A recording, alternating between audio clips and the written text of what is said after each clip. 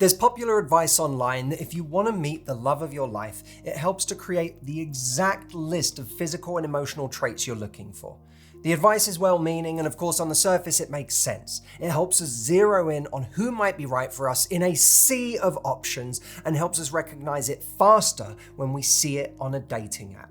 But this advice can also hurt us and delay the process of finding someone who will actually make us happy.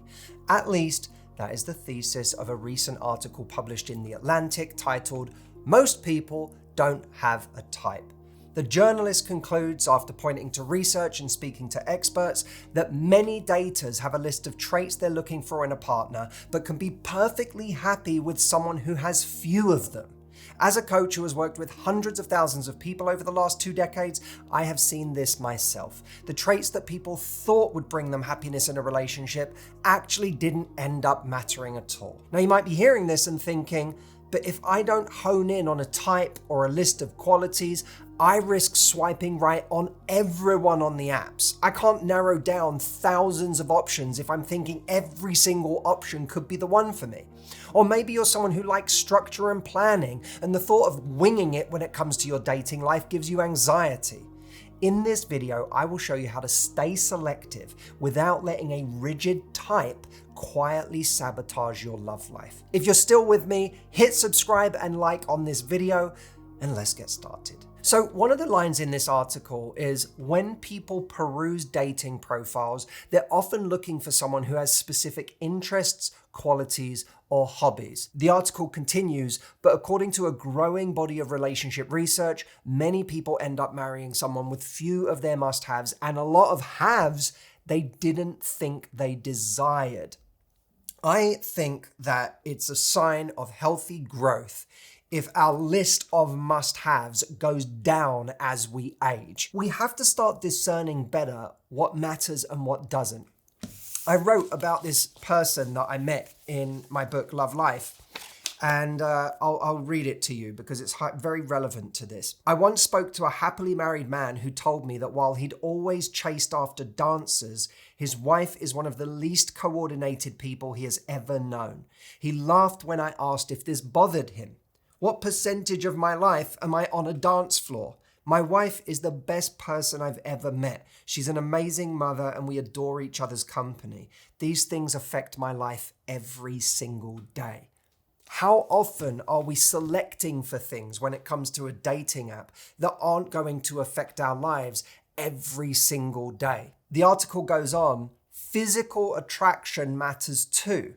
Far more than most people realize, according to the researchers I spoke with, I being the writer. If two people in a relationship are lucky, infatuation will set in, an obsession-like mental state in which you find yourself thinking about the person a lot, noticing them, and wanting to be physically close to them. Once that initial spark ignites, motivated reasoning, essentially seeing what you want to see, takes over.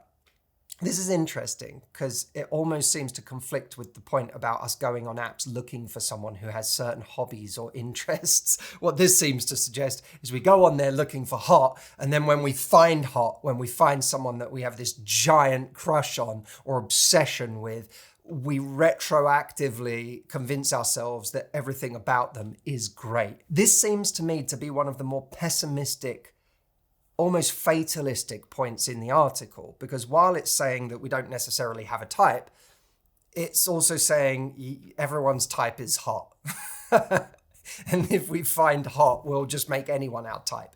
I don't like that interpretation of things because, well, for one, it makes us feel disempowered when it comes to attracting other people, especially as we don't identify it as being animalistically hot to people.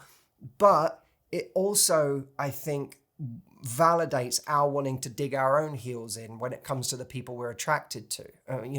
People want to say, Matthew, I'm attracted to what I'm attracted to. I like guys with tattoos and piercings. I'm not going to suddenly become attracted to some clean-cut, preppy jock. Now, that person might ask, what would you say to someone who very much has a physical type?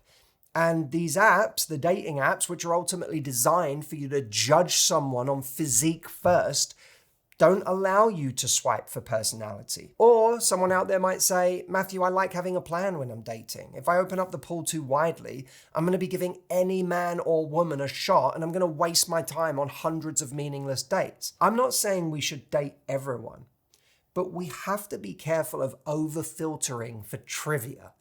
Whether it's height, whether it's exact personality adjectives, niche hobbies, micro impressions we have of a person, vibes that we get from one message, or even judging someone on a slightly awkward first date or a phone call. The solution to this is to narrow the pool by one, effort. So do they ask thoughtful questions? Do they respond consistently? Do they suggest a real plan? The second is we can narrow it down based on emotional maturity signals. So in conversation, do they speak respectfully about past partners? Can they express something beyond surface level banter?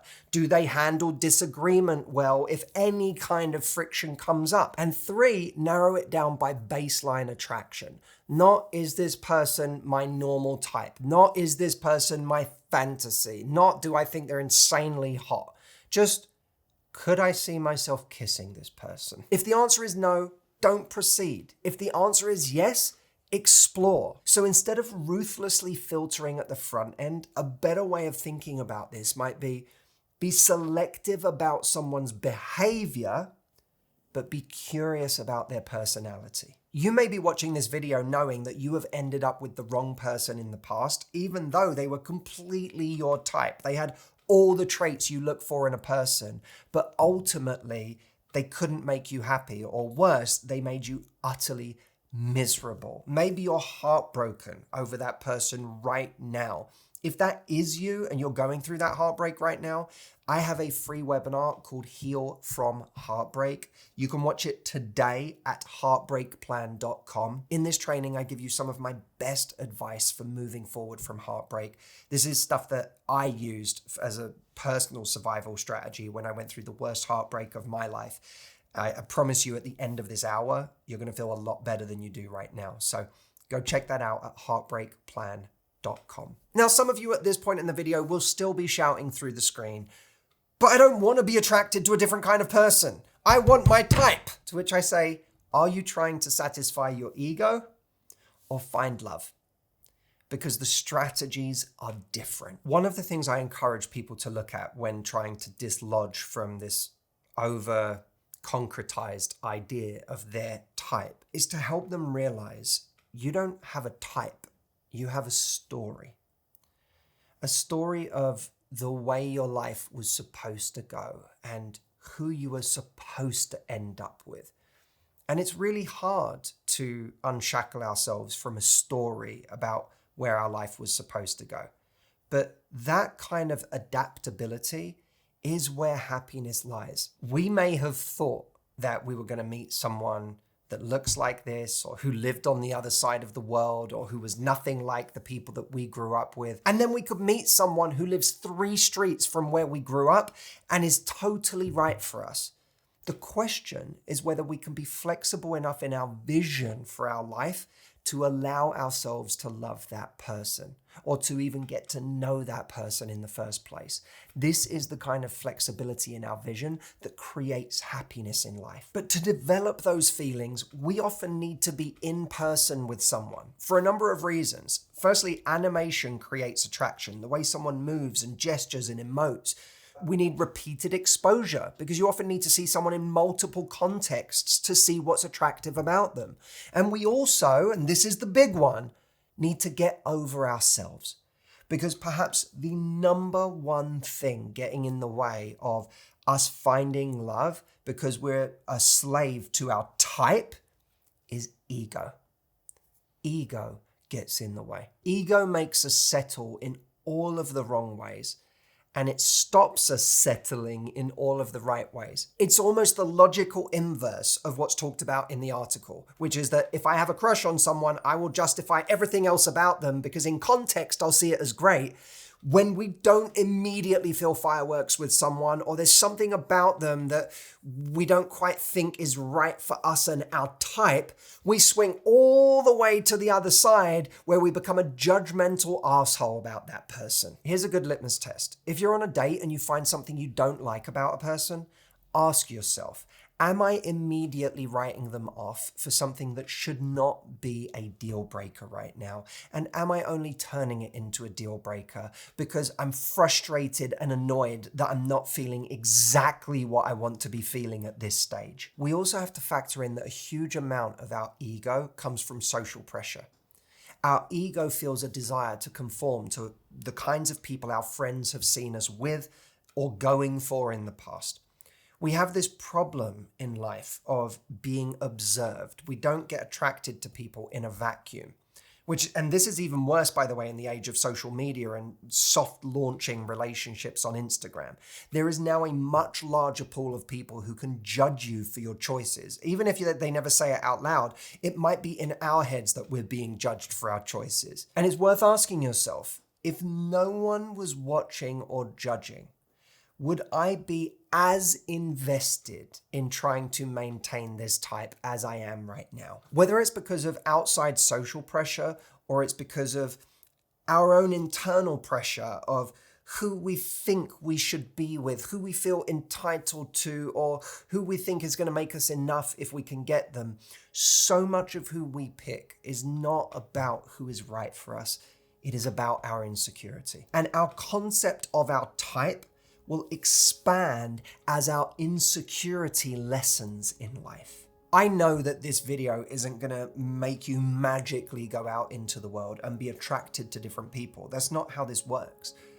My hope, though, is that it helps you unclench your fist a little bit when it comes to what you think you're looking for. That it creates a bit more room for curiosity. That it encourages you to follow interesting feelings that you might have with someone you wouldn't normally expect to be attracted to, even if you don't fully understand it, and to give yourself a little more leeway to spend time with these kinds of people. Have you ever been attracted to someone who was not your type? Leave me a comment and tell me about it, or tell me your favorite part of this video. I will be in the comments reading and responding right now. I look forward to reading them.